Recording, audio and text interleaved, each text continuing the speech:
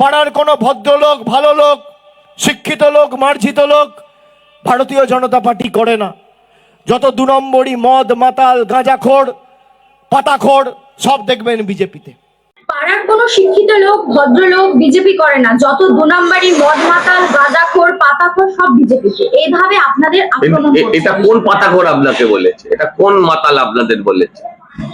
আমি জিজ্ঞেস করছি এটা কোন মাতাল কোন পাতাখোর আপনাদেরকে বললো? অভিষেক ব্যানার্জি। ও আচ্ছা আচ্ছা, সত্যি লাখের বাট জমিদার। এখান থেকে বীরভূম যায় হেলিকপ্টারে করে, বাজারে যাবে নিশ্চয়ই ওরকম কোনো একটা ড্রোনে করে নিশ্চয়ই যাবে। ওর পক্ষে এসব বলা স্বভাব হয়। এদের মানসিক স্থিরতা নেই, অস্থির মানসিক পরিস্থিতিতে আছে। এদের জন্য গেট ওয়েল শুন ছাড়া আমার কিচ্ছু বলার নেই। আর আমার বাড়ি থেকে শিখিয়েছে ছোটবেলা থেকে পাগলে কি না বকে, পাগলের কথার উত্তর দিতে। আমাদের প্রধানমন্ত্রী এবং রাজ্যের মুখ্যমন্ত্রীরা হেলিকপ্টারে করে যায়। অভিষেক ব্যানার্জি আরে ও মুখ্যমন্ত্রীর ভাইপো, পুত্রতম ভাইপো। ইলেকশনের প্রচারও করছে না। ইলেকশনের প্রচার করতে গেলেও বা বুঝতাম, যেটা গাড়িতে যেতে 3 থেকে 4 ঘন্টা লাগে, ট্রেনে গেলে আরেকটু কম সময় লাগে। আরে শুভেন্দুবাবু বলেছিলেন না যে প্যারাশুটে নামিনি, হ্যাঁ ওর মতন ঠিকই শুভেন্দু বাবুকে দেখুন, সারা বাংলা, সুকান্ত বাবুকে দেখুন সারা রাজ্য কিভাবে ঘুরে বেড়াচ্ছে, কোথায় হেলিকপ্টার। আমি জানি শুভেন্দু বাবুর একদিন ওই পরের দিন উত্তরবঙ্গ থেকে নন্দীগ্রামে আসার কথা, তো উত্তরবঙ্গে এসে দেখছে তার ফ্লাইট ক্যান্সেল হয়ে গিয়েছে। ওই উত্তরবঙ্গ থেকে শিলিগুড়ি থেকে সোজা নন্দীগ্রাম সে গাড়ি নিয়ে আসতে পারে। তুই কোন হরিদাস পাল, তুই কোন লাটের মাঠ? পিসি না থাকলে কালীঘাটের ভিখিরিরাও তোমার থেকে অনেক এগিয়ে থাকবে সব দিক থেকে।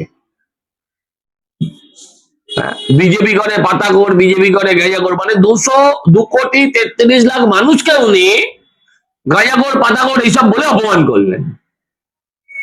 2,33,00,000 মানুষকে উনি গাঁজাখোর পাতাখোর এইসব বলে অপমান করলেন, মদখোর এসব বলে অপমান করলেন। মদ তোর বাড়ির লোকেরা খায়, সন্ধ্যাবেলা বাড়ি ঢুকে দেখে নেবি কারা খায় তোর বাড়িতে মদ। মদ খায় তোর কাকা মদন, মাতালের নাম কল্যাণ, তোর জ্যাঠা। বিজেপি কর্মীরা মদখোর পাতাখোর, ননসেন্স। আপনারা এত অভিযোগ করছেন তৃণমূলের বিরুদ্ধে, অভিষেক ব্যানার্জি বলছেন যে তৃণমূল হচ্ছে বিশুদ্ধ লোহা, যত আঘাত করবে ততই শক্তিশালী হবে। বিশুদ্ধ লোহা না, হচ্ছে কাস্টিং আয়রন। একটা সলিড আঘাত খেলে চুর চুর হয়ে যাবে। উনি ওই স্টেজে উঠে ডন বৈঠক দিচ্ছেন, ওই সব করুন, র্যাম্পে হাঁটুন, হেলিকপ্টারে ঘুরুন, পিসি আর যতদিন আছে।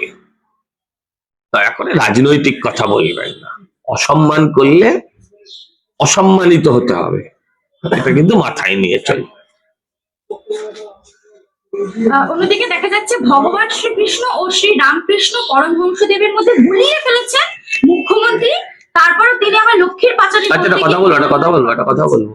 উনি ভগবান শ্রীকৃষ্ণ আর রামকৃষ্ণের মধ্যে গুলিয়ে ফেলেছেন, উনি চণ্ডীপাঠের সময় গুলিয়ে ফেলেন, সরস্বতী পুজোর মন্ত্রের সময় গুলিয়ে ফেলেন, বিষ্ণুকে ট্রান্সজেন্ডার বানিয়ে দেন, উনি 1,500 কিলোর বাচ্চা প্রসব করেন।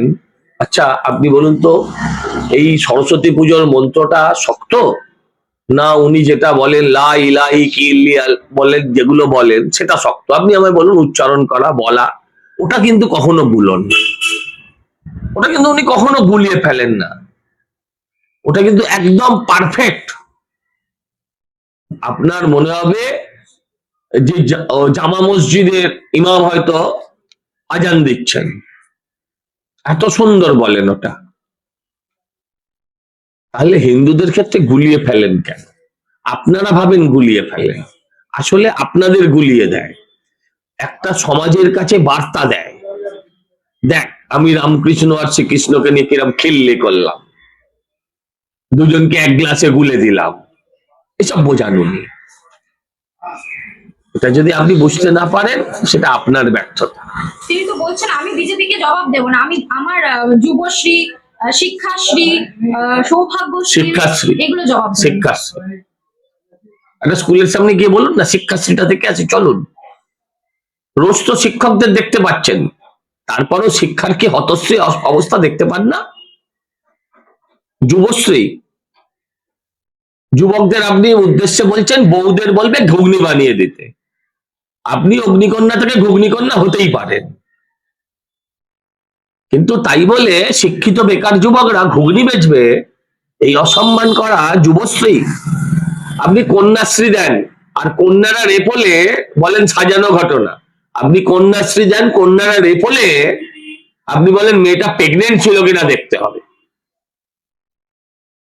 আবার আপনাকে দেখে মহিলা মনে হয়। 26-এ এমন খেলা হবে অমিত শাহের তাকেও জোড়া ফুল গজাবে, বললেন তৃণমূল নেতা দেবাংশু ভট্টাচার্য। ওটা আরেকটা। ওর বাবা এসছে অন্য রাজ্য থেকে, পরিযায়ী শ্রমিক ছিলেন তোর বাবা, শুনেছি। নিজের রাজ্যে ফিরেছেন? আমি যা জানতে চাইছি, নিজের রাজ্যে আগে বাবার কর্মসংস্থান করুক, তারপর তাকে চুল গজাবে নাকি কাউকে টাকলা করে ছাড়বে সেটা সময় বলে দেবে। মানুষের চেহারা নিয়ে এই ধরনের নোংরা কথা বললে বাপ ঠাকুরদা উঠবে, কিন্তু এটা যেন সবাই মনে রাখে। এমনি ওকে লোকে পাপস বলে ডাকে, এমনি লোকে ওকে পাপস বলে ডাকে। আপনি বলছেন বাপ ঠাকুরটা উঠবে কেন? অভিষেক ব্যানার্জি তো আপনাদের বাপ ঠাকুরটা তুলে কথা বলেছিল যে এসআইআর এর জন্য।